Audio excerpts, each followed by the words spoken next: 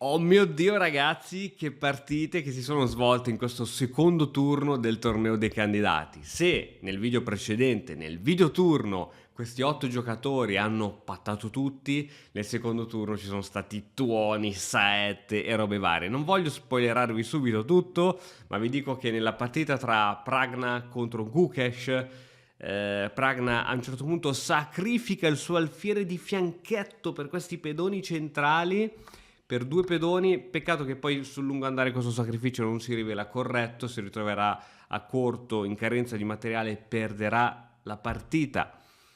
Nepo contro Alireza, Nepo è fortissimo, Nepo una macchina, riesce a finire, a vincere questa partita da 45 mosse con una precisione quasi del 95%. Altra macchina da guerra è Caruana che riesce a vincere col 97%, e qui ci sono entrate praticamente impossibili da tenere.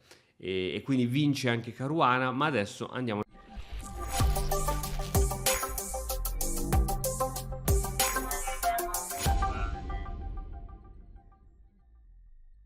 invece a vederci la partita tra Nakamura con il bianco contro Vidit, il grandissimo grande maestro indiano. Vediamo come si è svolta questa partita e come è andata la partita di Nakamura. Andiamo. E4, E5, cavallo F3, cavallo C6. Ragazzi, che cosa può accadere? Ovviamente alfiere B5, partita spagnola o Rui Lopez. Vado abbastanza veloce perché qui siamo in piena teoria. Questa ormai è considerata, se un tempo andava di moda 6, adesso c'è anche alfiere 7 che è molto carina, ma cavallo F6 è sicuramente diventato il modo principale di rispondere, quindi anche la teoria degli scacchi si evolve, e quindi cavallo F6, difesa berlinese o difesa di Berlino, è quella che sicuramente è più solida per il nero. D3, alfiere C5, pedone C3, arrocco corto, D6. H3, tutto in piena teoria, cavallo E7, tipica manovra nelle partite spagnole, il cavallo va in G6 per prendersi poi la casa importantissima F4, D4, il bianco appena può fa questa spinta per controllare il centro, pedone C6, e qui abbiamo la prima mossa fuori teoria. Qui bisognava giocare alfiere B6, ma il nero decide di uscire fuori teoria, pedone in C6, e quando si esce fuori teoria bisogna ragionarci un attimino. Bisogna ragionarci un attimino perché che cosa si fa? Cosa può fare ora il bianco? Ritirare l'alfiere da qualche parte, catturare l'alfiere del nero. Con una breve analisi, così a distinto, si può vedere subito che se andiamo a catturare l'alfiere, il nostro avversario si riprende l'alfiere, ma poi noi possiamo scegliere di catturare questo pedone di pedone o di donna. E così, velocemente, sembra che siamo in vantaggio di qualcosa, no?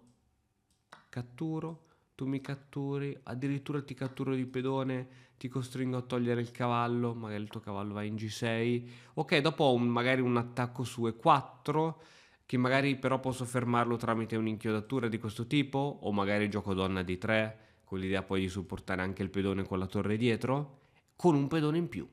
Ecco, ebbene ragazzi, questa sarebbe stata la successione di mosse corretta.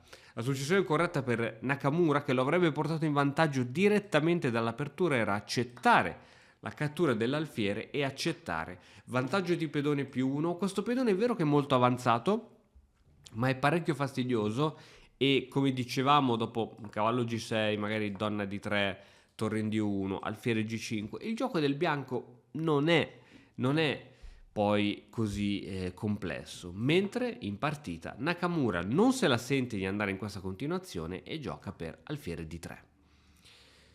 Questo ha riportato ovviamente il nero in gioco, alfiere B6, D per E5 e per E5, ora la colonna E è bloccata, l'unica colonna aperta è la colonna D, di conseguenza è molto probabile che si giocherà sulla colonna D, quindi sia il bianco che il nero cercheranno di mettere i pezzi pesanti sulla colonna D, quindi raddoppiare le torri sulla colonna D, eccetera, eccetera, eccetera. Adesso arriva però cavallo per E5, perché qui c'è un cavallo in presa, però adesso Vidit vede la bestiale, e dico bestiale, alfiere per H3.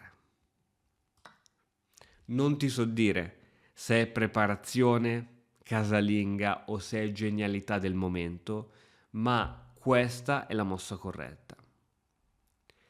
E ti dico che la continuazione migliore, anche quella suggerita dal motore, è quella di andare ad accettare questa provocazione. Ora però lancio a te una sfida, per non guardare questi video passivamente, ma per renderli sempre comunque ottimi, degli ottimi allenamenti. Perché in teoria il nero va a sacrificare questo alfiere e dopo la cattura, che cosa potrà mai accadere? Che cosa potrà mai fare il nero di così tanto complesso? Intanto ti dico che in partita le cose vanno diversamente. Nakamura decide di evitare, non accettare questo sacrificio, ma di giocare cavallo C4 e secondo il motore e anche la barra laterale che troviamo qui a sinistra, il bianco perde la parità e si ritrova da qui in poi in uno stato di sofferenza. Ma andiamo a vedere che cosa sarebbe potuto accadere dopo G per H3. Qui il modo per riprendersi il pezzo, fantastico, e ci vuole veramente tanta creatività, è donna in B8. Donna in B8 con attacco sul cavallo, ma soprattutto la donna può andare in G3, sfruttando l'inchiodatura del pedone F2, perché c'è l'alfiere che inchioda quel pedone, e mal che vada ci sono i perpetui. Ben che vada, dopo donna per H3 e poi la donna che ritorna in G3, arriva un cavallo in G4 e buonanotte a tutti, arriva lo scacco matto in H2. Tipo, esempio, sparo, robe di questo tipo. Donna in G3, era che va qui e io ti riattacco e tu magari ti difendi col cavallo. Anzi no, se ti difendi col cavallo però in effetti forse questa non posso farla. Cos'è che dice il motore? Torre in A in D8. Ok, comunque credo che qui la situazione sia veramente impegnativa. Detto ciò, in partita non va così. Aspetta, però stavamo finendo di vedere la continuazione, quindi donna B8, abbiamo visto cosa succede se il cavallo si ritira, in caso di alfiere F4 per tenere il cavallo, semplicemente alfiere C7, arriva il doppio attacco qui sopra. La continuazione corretta secondo il motore sarebbe questa, quindi di restituire il pezzo sacrificato, però dopo F4 comunque almeno il bianco ha un buonissimo centro, un buonissimo controllo sulle caselle avanzate. Ma in partita abbiamo detto che viene giocata cavallo C4 e da qui in poi Nakamura sarà sempre in sofferenza, sarà molto difficile da gestire la partita. Alfiere G4, ovviamente non è possibile giocare F3, questo pedone è inchiodato, donna C2, alfiere C7 e 5, adesso il bianco guadagna spazio e ora questo cavallo deve decidere dove andare. Ad una primo istinto mettere il cavallo in D5, il cavallo è molto solido qui ed è molto forte e soprattutto dà spazio ai pezzi del nero. In partita invece il cavallo viene messo in D7. Sì, ok, allora comprime molto la posizione del nero questa mossa, ma credo che ci sia dietro un significato molto materialista, ossia quello di riprendersi il pedone. È vero che questo pedone può essere facilmente difeso con un alfiere F4, ma il nero credo che punta poi a riprenderselo, per esempio con la spinta del pedone in B5, costringe il cavallo ad andare via. Credo che ci siano ragioni di questo tipo, materialisti dietro cavallo di 7. È una mossa difficile da spiegare e fa perdere gran parte del vantaggio. Adesso c'è alfiere per H7, re H8 e qui il motore suggerisce una donna E4. Centralizzi la donna, questa donna guarda un po' tutto, dà un po' di fastidio all'alfiere avversario, anche perché questo alfiere non può essere catturato.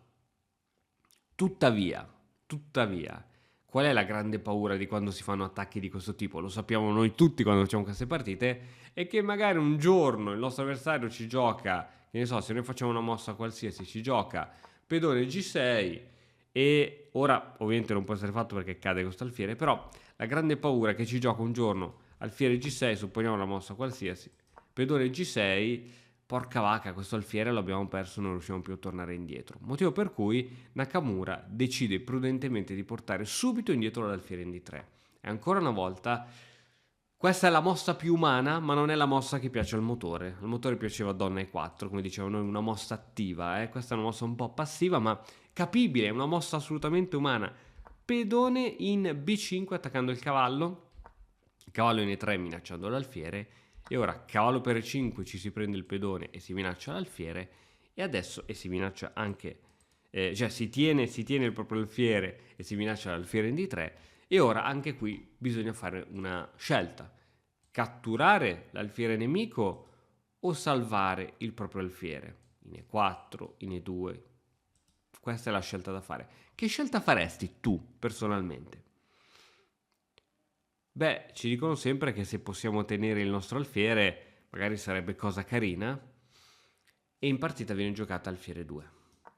Anche qui, guarda come la barra laterale si è annientata dopo questa mossa.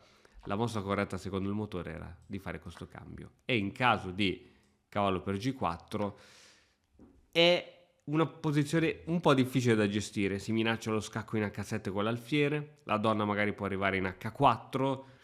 È una posizione difficile da gestire. Io credo che questo abbia fatto paura a Nakamura, queste possibilità, questi schemi di matto. Per questa ragione è stata giocata in partita la mossa alfiere in E2, ma come abbiamo visto questa mossa decreta un po' la fine. È difficile capire che una mossa del genere decreta la fine. Quello che possiamo però vedere è il grandissimo ritardo di sviluppo che ha il bianco. Non ha mai mosso il cavallo in B, mai mosso il cavallo in B. I cavalli sarebbero i primi da muovere, ma non c'è mai stato il tempo. E quindi Vidit spinge F5, è il momento di attaccare il bianco prima che si riprenda, perché se gli dai 3-4 mosse qui il bianco si riprende. E qui attenzione, bisogna stare attenti, e quando si gioca sotto pressione si perde anche un po' di lucidità. Qui il motore ancora una volta dice sbarazziamoci di un po' di cose, ma ancora una volta è molto difficile qui la situazione. Questo pedone è molto forte, la donna può arrivare qui, la torre magari può andare a supportare la donna. Sono difficili da gestire queste situazioni, e qui Nakamura commette l'ultimo errore posizionale che gli costerà cara la partita. Decide di fermare l'attacco, gli attacchi, spingendo F4, ma F4 è una mossa che indebolisce cosa? Vediamo se hai studiato come funzionano i pedoni, se hai studiato la strategia, se hai studiato dal corso Strategia Mastery, in offerta per ancora 2 giorni al 40% di sconto, trovi il link in descrizione, il corso più completo sulla strategia. Che cos'è che fa questo pedone? Sicuramente fa un ottimo compito di bloccare la posizione, e oltre a quello di minacciare il cavallo avversario, ma che cosa ha indebolito? Beh, il pedone qui controlla la casa E3 e controlla la casa G3. Dopo la spinta, la casa E3 e la casa G3 non sono più controllate da un pedone, ed è per questo che adesso arriva la punizione immediata. Questo io lo chiamerei un instant karma. Alfiere B6, bam! Che cosa fa l'alfiere? Fa pressione sul punto E3 che non è più tenuto da pedoni. Inchiodatura. Ora è vero che il nero ha un cavallo sotto, ma io credo che ci siano problemi più grandi, poiché dopo cavallo pedone per può arrivare anche la spinta del pedone F4, ce lo riprendiamo alla grande il pedone. In partita arriva re in F2, il re va a consolidare la posizione di questo cavallo, ma vi potete già rendere conto che non è una mossa che si vede fare spesso, non è una mossa corretta quello di difendere un pezzo inchiodato col proprio re, e infatti arriva a cavallo di 5, tutti i pezzi convergono sull'inchiodatura, la posizione del bianco inizia a crollare. Torre H1, mossa intermedia, una magra consolazione, e adesso dopo che il bianco si prende finalmente il pezzo, in realtà quel pezzo era totalmente avvelenato, perché adesso arriva donna in G5. Tutti i pezzi contro il re nemico. Ricordiamoci che il bianco farà fatica a difendersi, perché ha ancora tutti i pezzi a casa. Re 1 per Nakamura, la decisione più difficile da scegliere a questo punto è di lasciare andare il pezzo, ma non c'erano altre alternative. Arrivano una serie di cambi: alfiere per G4, donna per G4, un po' di semplificazioni, ma dopo questa posizione si può intuire benissimo che la posizione del bianco è crollata. Noi sappiamo che, e questo lo dice anche il campione italiano Under 20, Simone Pozzani, nel corso Strategia Mastery, che la combinazione d'attacco più devastante che possa esserci è quella di cavallo e donna. E se abbiamo un cavallo in terza o in sesta traversa con una donna che si aggira nei paraggi del re, la partita è già vinta. Ci sono numerose minacce, minaccia alla donna, minaccia al pedone G2 con scacco, c'è il mondo qui.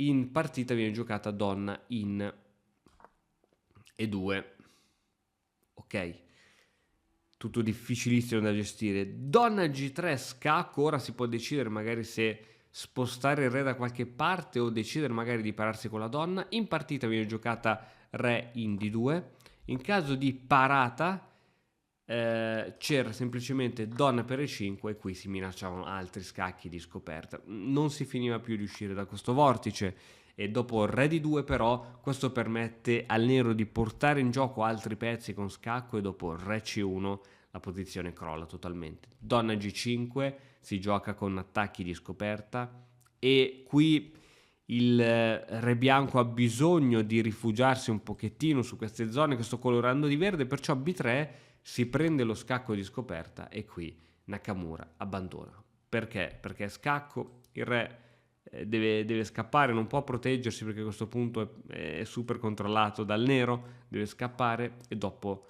cavallo G3, attacco doppio, la donna deve andare via e dopo questa posizione non solo il nero ha la qualità, ma ancora una volta la mossa ora aspetta il nero e il bianco è troppo in ritardo di sviluppo. La posizione del re bianco è molto precaria e la posizione non poteva altro che andare a finire in questo modo. Quindi si è sbilanciato tutto ragazzi, non ci sono state patte e allora andiamo a vederci la classifica. La classifica è questa qui. Al momento sono in testa tutti a pari merito Vidit, Gukesh, Fabiano Caruana e Nepomniachtchi. Questi sono i giocatori che sono in testa. Gli altri ovviamente sono rimasti a mezzo punto con il pareggio di ieri. Continueremo a seguire da vicino questo torneo dei candidati dove il livello è veramente altissimo e questi giocatori stanno dando veramente il tutto per tutto. Bellissime partite e ci aspettiamo che ovviamente la classifica possa ribaltarsi in qualsiasi momento. Siamo solamente al secondo turno e ci sono tante di quelle partite che ancora ci attendono da qui fino al 22 di aprile se non mi sbaglio, quindi è lunga, ma noi saremo qui a seguire da vicino. Ragazzi, grazie per aver seguito tutto il video, ci vediamo alla prossima. Se non l'avete fatto magari lasciate un commentino qui sotto che ci fa sempre piacere leggerlo, iscrivetevi al canale se ancora non l'avete fatto e ciao!